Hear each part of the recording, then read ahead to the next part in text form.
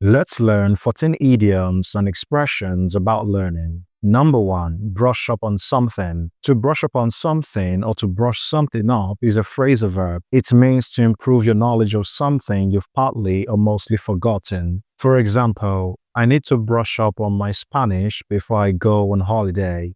You are having a driving test on Monday. Shouldn't you brush up on traffic rules and regulations at the weekend? Number 2, rack your brain.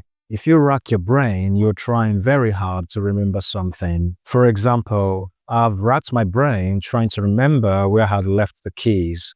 Programming is not an easy job. You rack your brain before you learn how to do it right. Number 3, hit the books. If you hit the books, then you study really hard. For example, don't you think it's time to stop playing games and hit the books? My exam is in 2 days. Sorry, I can't go out with you. I'd better hit the books. Number 4, learn something by heart. To learn something by heart means to memorize it so that you can reproduce it without much thinking about it.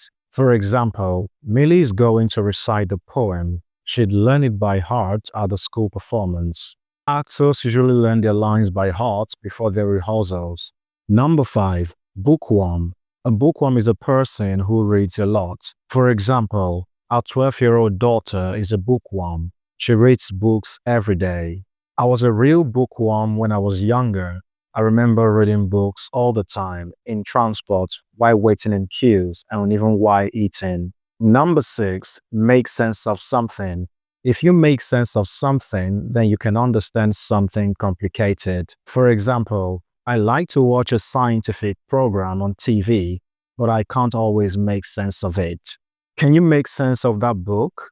What do you think the writer wants to tell us? Number 7, on the tip of your tongue. Sometimes you can't remember something immediately, and if you say that it's on the tip of your tongue, it means that you will soon remember it. For example, I can't remember the name of the hotel we stayed in, but it's on the tip of my tongue. I'll tell you as soon as I think of it. I hate it when something is on the tip of my tongue, but it won't come to mind. Number 8, go in one ear and out the other. If something goes in one ear and out the other, then you forget it quickly.